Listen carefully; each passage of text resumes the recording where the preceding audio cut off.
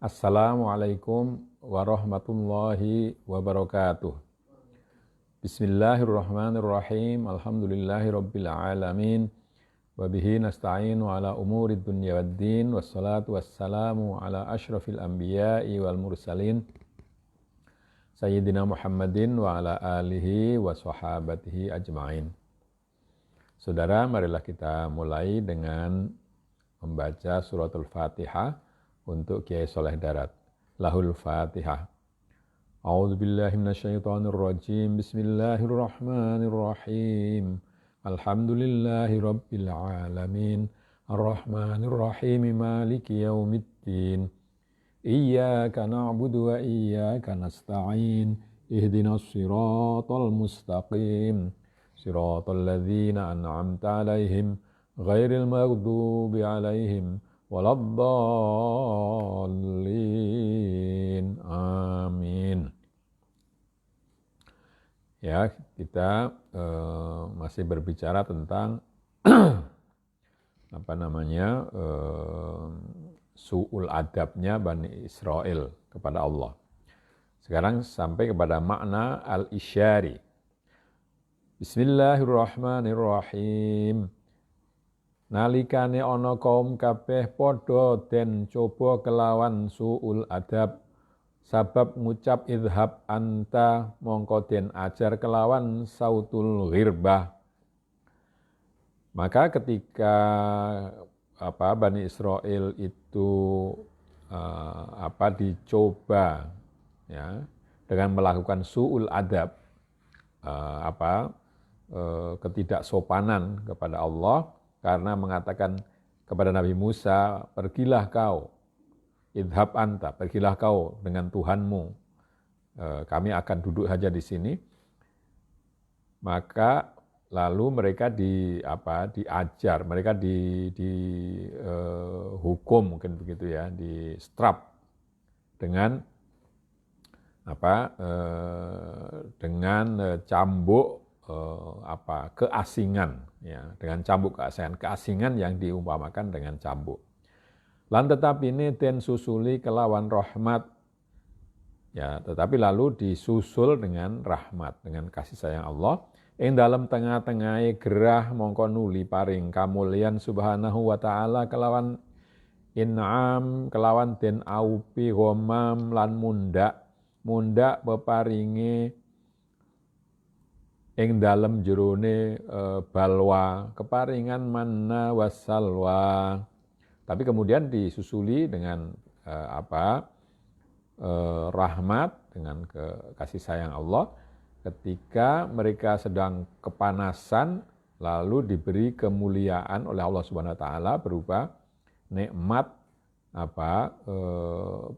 pelindung ya, yang berupa awan. Lalu bertambah-tambah juga anugerah Allah kepada mereka, karena di dalam cobaan itu mereka diberi berbagai macam anugerah oleh Allah, yaitu mendapatkan salwal hikam wal ma'arifi wal ulum al-hakikiyah wallahu a'lam. Yaitu salwa atau hikmah yang seperti salwa. Hikmah itu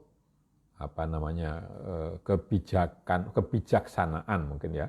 Hikmah sendiri itu artinya sebetulnya kekang ya. Kekang yang ditaruh di mulut kuda untuk untuk mengarahkan jalannya. Nah, tapi lalu juga berarti kata-kata yang bijak yang membuat orang tahu jalan yang benar. Dan ma'rifat dan pengetahuan serta ma'rifat itu pengetahuan yang bersifat rohani dan ilmu-ilmu hakikat. Allah lah yang Maha tahu. Mongko nuli dawuh subhanahu wa ta'ala marang Bani Israel kelawan amar taklif wa tasyri' ing atase kaum kabeh. Wa qala ta'ala, maka lalu setelah itu Allah memerintahkan kepada Bani Israel dengan amar taklif, ya, pembebanan kewajiban, dan tasyri', pembuatan aturan-aturan.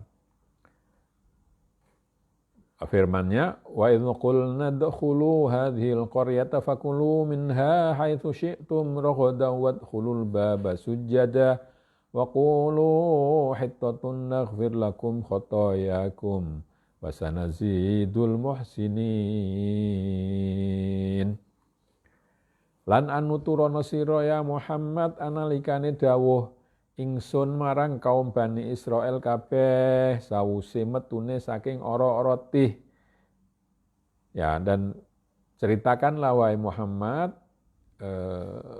berita mengenai ketika aku memerintahkan kepada kaum Bani Israel semua setelah mereka keluar dari padang pasir tih. Ingsun dawuhi manjinga sira kabeh kaum ing iki negara Ariha utawa Baitul Muqaddas atau Baitul Maqdis ya. Mongko padha mangan nginomo sira kabeh saking ruwawane iku Qaryah sakarepira kelawan jembar. Ya. Perintahku itu adalah masuklah kalian semua ke kota ini yang bernama Ariha. Kalau Ariha itu sekarang namanya dalam bahasa Inggris disebut Jericho, ya, Jericho atau Baitul Muqaddas. Jadi ada yang menyebutkan itu Ariha di tepi barat Sungai Jordan, wilayah Palestina sekarang, atau di Bait Al-Muqaddas. Ya. Maka mereka disuruh untuk minum dan makan dari buah-buahan kota itu mau-maumu secara dengan leluasa. Ora ana ingkang kasengker ing jerone panganan kabeh, tidak ada yang dilarang atau yang dikecualikan dari makanan itu ya.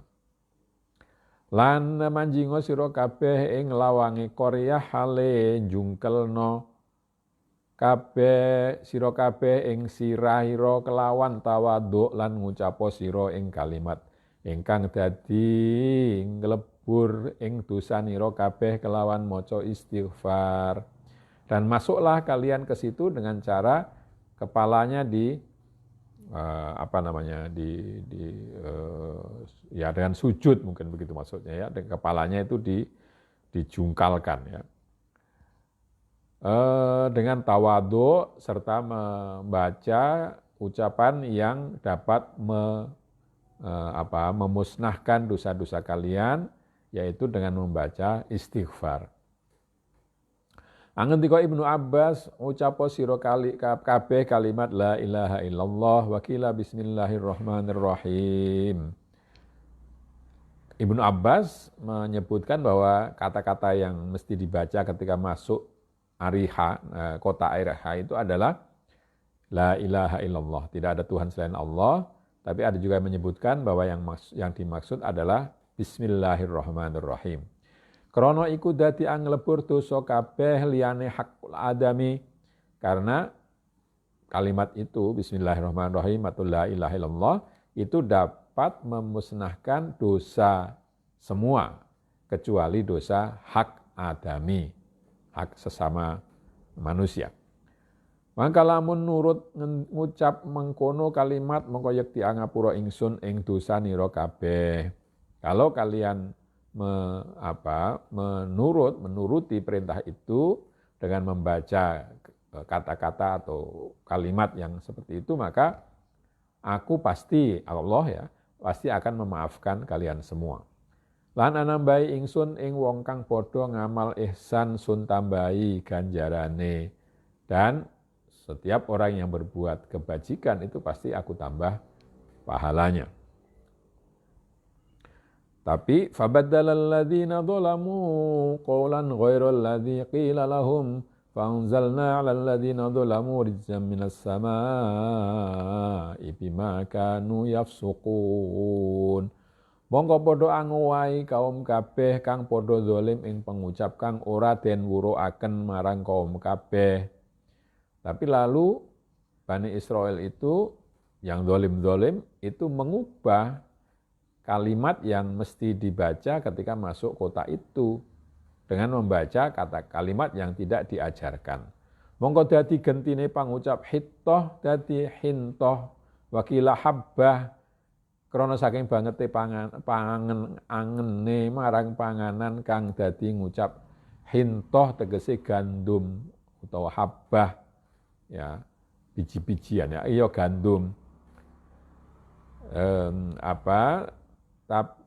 maka ketika diperintahkan untuk begitu mereka lalu mengubah ya, yang tidak diajarkan tadi mengganti ucapan hittotun ya. Hittotun itu artinya maafkanlah dosa kami menjadi hintotun ya, menjadi gandum gitu. Jadi masuk dengan mengatakan gandum gitu. Padahal mestinya hittoh, mohon maaf. Dan ada yang menyebutkan itu bukan hinto tapi habbah. Ya habbah biji-bijian sama artinya gandum juga. Karena mereka pikirannya itu memang penuh dengan makanan saja. Sehingga mereka mengucapkan gandum ya, bukan mengucapkan maafkanlah kami.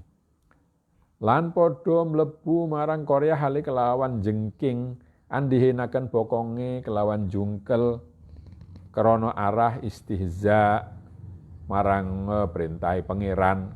Nah, dan mereka masuknya itu mestinya mereka masuknya membungkuk ya ke depan. Tetapi mereka justru sebaliknya yaitu dengan membelakangi kota itu. Mendahulukan pantatnya serta tetap membungkuk tapi membungkuknya ke arah belakang gitu. Ya, dengan tujuan menghina atau mengejek perintah Tuhan Tuhan mereka.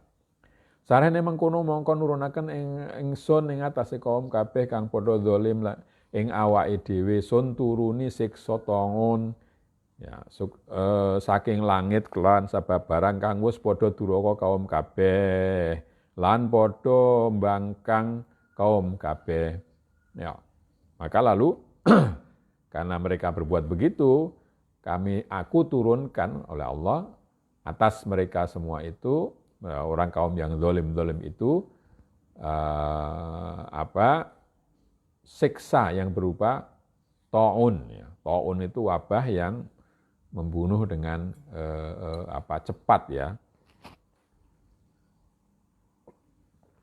Ya, orang menyebutnya dulu kolera begitu ya, yang kalau terkena itu orang itu terus segera mati. Ya, tidak seperti COVID. Kalau COVID ini kan pelan-pelan matinya. Jadi diturunkan taun kepada mereka karena mereka itu tadi membangkang ya, tidak mau menuruti perintah tuannya. Jadi mereka lalu mati karena taun itu. Utawi taun iku penyakit saking bumi tetapi kodare saking Loh Mahfud. Memang betul taun itu adalah penyakit yang datangnya dari bumi, tetapi takdirnya atau penentuannya itu dari langit, dari Loh Mahfuz ya, dari catatan yang ada di hadapan Allah. Krana tangun iku pamukule jin marang manungsa kelawan biidznillah taala. Ya taun itu dulu dipahami sebagai jin yang memukul manusia dengan izin Allah. Jadi kata ta'un sendiri itu dari kata ta'ana artinya memukul ya, ta'un ya, memukul sehingga orang yang terpukul itu akan mati ya. Dulu orang memahami bahwa wabah kolera atau sejenisnya yang membunuh dengan cepat itu terjadi dengan itu tadi pukulan jin yang tidak kelihatan. Makna al-isyari. Setuhune Allah Subhanahu wa taala tatkalane wis padha ngudaneni setuhune tabiatul insaniyah iku sababe peteng lan mahjub saking hak iku sabab pengucap lan penggawe. Sesungguhnya Allah Subhanahu wa taala ketika semua orang sudah mengetahui bahwa tabiat manusia atau tabiat itu sifat bawaan dari manusia itulah yang menyebabkan gelapnya hati dan menyebabkan tertutup dari yang hak, yang Allah, dari memahami, dari mengenali Allah, itu disebabkan karena ucapan dan perbuatan. Jadi yang menyebabkan gelapnya hati atau tertutupnya hati itu adalah tabiat manusia yang berupa ucapan dan perbuatan.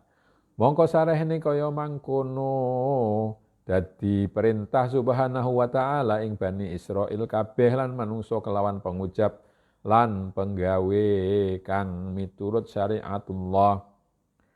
Maka karena itu, karena penyebab gelap itu adalah perbuatan manusia atau ucapan atau perbuatan manusia, maka Allah memerintahkan kepada Bani Israil dan kepada seluruh manusia untuk berbicara dan berbuat sesuai dengan syariat. Artinya syariat mengatakan ini tidak boleh, ini tidak dianjurkan dan seterusnya, itu dituruti. Artine semongso-mongso arep mlebu sira marang qaryatut dunya lan ngucapo kelawan pangucap kang anuduhaken marang tobat lan nuwun sepura kaya kalimat istighfar utawa kalimat la ilaha illallah lan mlebune kelawan tawadhu aja kelawan kibir. Maksudnya kalau kau masuk ke dalam dunia ini, kalau kau masuk dalam kehidupan dunia ini atau kampung dunia ini, maka ucapkanlah ucapan yang menunjukkan tobatmu dan permohonan maafmu. Seperti istighfar atau la ilaha illallah. Dan masuknya itu dengan tawadhu, masuk ke dunia ini dengan tawadhu, bukan dengan takabur, dengan kibir. Sebab kibir atau takabur itu kadang-kadang mencelakakan diri sendiri. Nah, tidak menyadari bahwa ada hal-hal yang di luar perhitungan manusia. Mongko nuli padha ngowahi manungsa kabeh ing pangucape kang ora den perintahaken, mongko ngucap genteni hittoh, ngucap hintoh utawa habbah. Maka lalu manusia mengganti ucapan yang diperintahkan itu dengan ucapan yang tidak diperintahkan. Seperti hittoh diganti dengan hintoh, minta maaf diganti dengan gandum atau dengan biji-bijian. Krana saking angen-angene rina wengi mikir panganan ora angen-angen marang perintahe pangeran, karena apa yang dipikir siang dan malam itu adalah makanan, bukan perintah tuannya. Mongko mlebu marang Korea kelawan jengking mungkur takabur marang hak.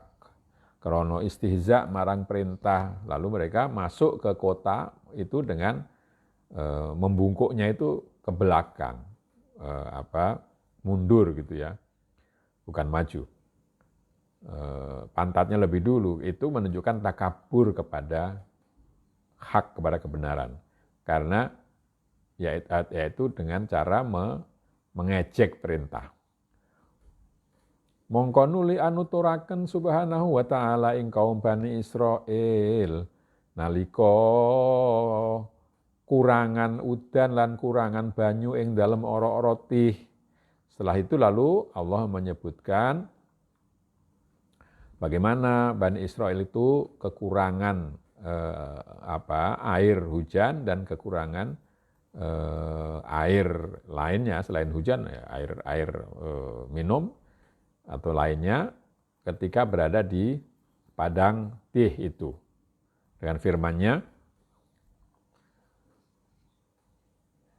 wa idistasqa Musa liqaumihi faqulna idrib bi'asakal hajar fanfajarat minhu ithnata asyrata 'aina qad 'alima kullu unasim mashrabahum kulu washrabu min rizqillahi wa la ta'thaw fil ardi mufsidin. anuturono sira Muhammad marang umat ira kabeh nalika nuwun udan Nabi Musa utawa nuwun banyu anuwunaken marang kaume krana nalikane kurangan banyu padha ngorong ana ing ora-ora tih mongko nuli dawuh ingsun ya Musa mukula sira kelawan tekenira bukulana marang watu ingkang sira gawa iku. Ya, ceritakanlah wahai Muhammad kepada umatmu ketika Nabi Musa memohon untuk diturunkan hujan kepada kaumnya atau permintaan itu untuk kaumnya. Ketika mereka kekurangan air dan sangat haus di tengah-tengah padang tih. Lalu aku firmankan kepada Musa, wahai Musa, pukulkanlah tongkatmu itu ke batu yang kamu bawa. Mongko nuli mukul Nabi Musa ing tuan ing watune, mongko nuli mili bolongan saking iku watu 12 semburan banyu. Ing hale temen-temen wis padha weruh saben-saben menungso ing panggonane omben-ombene dhewe. Maka lalu Musa memukul batu yang dibawanya, lalu keluarlah dari batu itu 12 semburan air. Ya. Dan masing-masing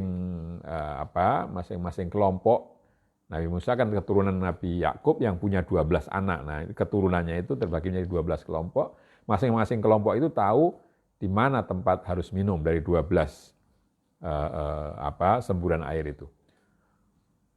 Mongko nuli dawuh ingsun ya kaum kabeh padha mangano sira kabeh lan padha nginum sira kabeh saking rezekine Allah Subhanahu wa taala lan pomo-pomo sira aja ana padha mamang-mamangan sira kabeh ing dalem bumi kelawan ngelakoni maksiat hale padha gawe rusake bumi krana rusake bumi iku sabab ana maksiate anak Adam. Maka lalu aku perintahkan kepada Bani Israel, wahai kaum,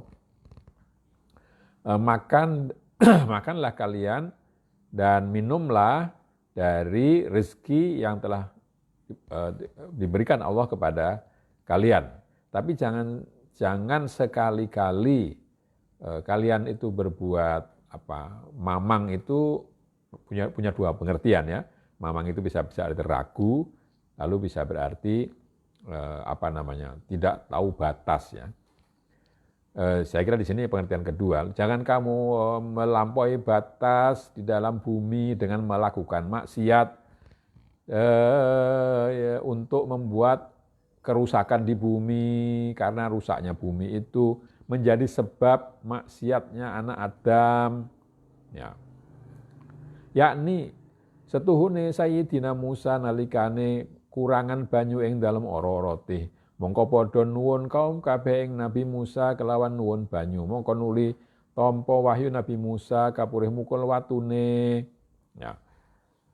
Ketika ini mengulang lagi ketika Bani Israel itu kekurangan air di padang tih itu, lalu mereka minta agar Musa berdoa meminta air. Maka lalu Nabi Musa berdoa dan disuruh untuk memukul batunya. Nah ini lalu cerita tentang batu itu sendiri. Nalikane Nabi Musa den poyoki ing kaume den dakwa setuhune Nabi Musa iku kondor ya gede kontole mongko nuli suwiji wektu Nabi Musa adus nuli den selehaken jarite ana ing luhure watu ingkang ana padusan. Ya, Nabi Musa dulunya pernah dibuli ya, oleh kaumnya dengan menuduh bahwa Nabi Musa itu kondor ya, besar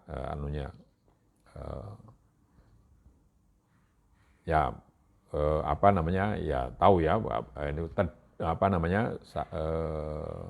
sakit itunya menjadi besar. Maka suatu waktu Nabi Musa mandi dan pakaiannya itu ditaruh di atas batu di tempat mandi itu. Mongko nuli mlayu iku watu kelawan gawa jarite Nabi Musa den gawa ana ing pesamuane kaum kabeh. Tapi tidak tahu ceritanya bagaimana, batu itu lalu lari ke tengah-tengah orang banyak.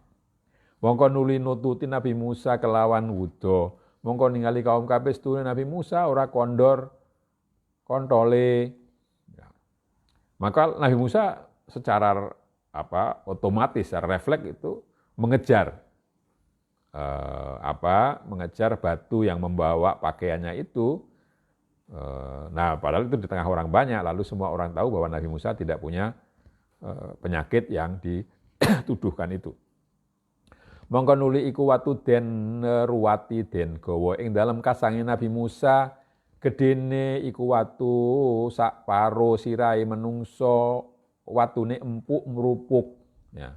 Lalu batu itu dirawat oleh Nabi Musa, artinya tidak dibuang, dimasukkan ke dalam keranjangnya Nabi Musa, dan kemanapun pergi itu dibawa. Besarnya batu itu kira-kira separuh kepala manusia dan empuk. Nah, nalikane hajat marang banyu moko den pukul iku watu mongko metu semburane. Banyu rolas semburan sakwilangane asbat iku wektu Bani Israil 600.000 mongko padha weruh saben-saben asbat ing panggonane banyu dhewe-dhewe. Nah, ketika perlu air lalu itu dipukul dan keluarlah air itu memancar 12 semburan sejumlah asbat atau golongan keturunan dari Nabi Yakub.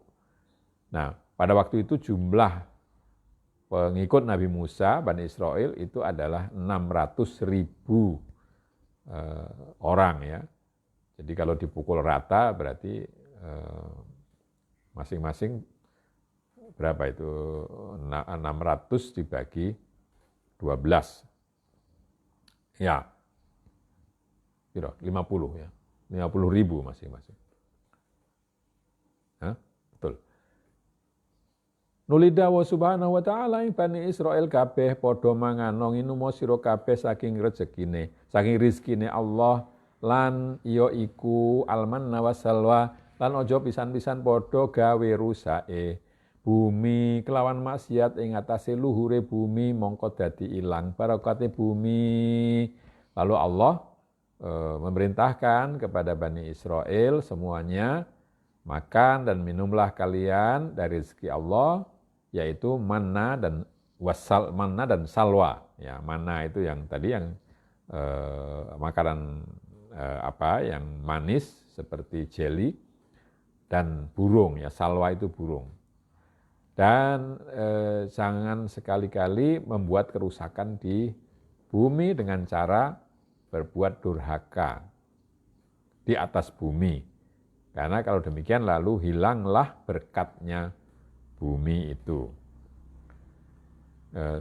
Mungkin saya tambah sedikit sampai ke mana isyarinya selesai. Mana al-isyari? Setuhune rohul insani lan sifatnya roh iku angko-angkone kaya Musa lan kaume. Jadi sifat roh manusia itu sifat roh manusia dan sifat roh itu nanti seperti Nabi Musa dengan kaumnya. Lan iya roh nuwun marang pengirane, nuwun banyu hikmah lan banyu makrifah. Roh itu minta kepada Allah air hikmah dan air makrifah, kebijaksanaan dan pengetahuan batin. Mongko nuliden perintahi musal kolbu kelawan kon mukulaken tegene lan iya iku kalimah la ilaha illallah kelawan anduweni syu'bah loro nafilan isbat den kon mukulaken ing atase hajarul qalbil jasmani. Maka lalu Musa hati yang diserupakan Nabi Musa itu disuruh untuk memukulkan tongkatnya, yakni tongkat di sini adalah kalimat la ilaha illallah yang mempunyai dua cabang, yaitu nafi dan isbat, menafikan selain Allah, mengisbatkan Allah. Disuruh memukul batu hati jasmani. Jadi hati jasmani itu diserupakan dengan batu supaya dipukul dengan la ilaha illallah itu yang punya dua cabang tadi, nafi dan isbat. Mongko nuli pecah. Nah, mongko nuli pecah. Jadi hajar itu atau batu hati jasmani itu lalu pecah, lalu pecah atine. Metu banyune hikmah lan ma'rifah kelawan rolas semburan, maka lalu hati jasmani itu pecah dan keluar air hikmah, ya. Air hikmah dan ma'rifah 12 semburan, 12 pancaran, ya. 12 pancaran itu krono kalimah la ilaha illallah iku rolas hurufe kedue saben-saben huruf swiji anduweni samburan dewe. Karena la ilaha illallah itu terdiri dari 12 huruf dan masing-masing huruf mempunyai pancaran sendiri, ya, pancaran dari hikmah makrifah tadi. Wus podo weruh saben-saben asbat rolas ing semburane dhewe lan iya iku hawas khams kang zahir lan hawas khams kang batin lan kolbu lan nafsu. Kedua saben-saben suwiji anduweni omben-omben dhewe. Mongko iku omben-omben ingkang tawa lan ingkang asin lan lono ingkang asin. Ya. Lan ono saya kira. Ingkang tawa lan ono ingkang asin.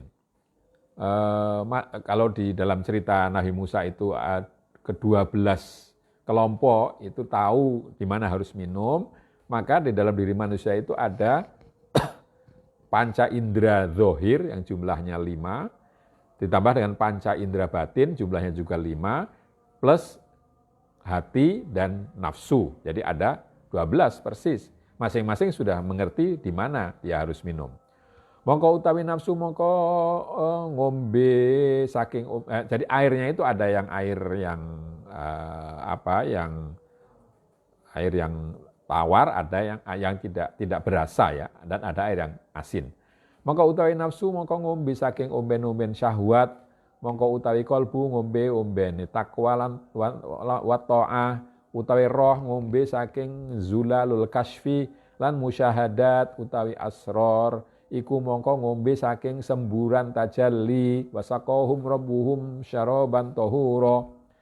Jadi nafsu minumnya dari minuman syahwat, kalbu minumnya dari minuman takwa dan taat, roh minumnya dari zulal itu air murninya kasyaf, ya, pembukaan hakikat dan penyaksian hakikat. Sir itu minumnya dari semburan tajalli, penampakan Allah. Dan dalam ayat surat Al-Insan ayat 21 dikatakan bahwa Allah, Tuhan mereka memberikan minuman dengan minuman yang suci. Ya. Jadi itulah makna isyari dari ayat yang tadi. Ya, saya kira sampai di sini dan mari kita akhiri. Kebetulan ini pas akhir tahun berapa? Hijriah sekarang ini, ya, besok sudah atau malam ini sudah tanggal 1 sebetulnya, ya, tahun baru. Kita baca hamdalah, alhamdulillahirabbil alamin. Kurang lebihnya saya minta maaf. Akhirul kalam. Wassalamualaikum warahmatullahi wabarakatuh.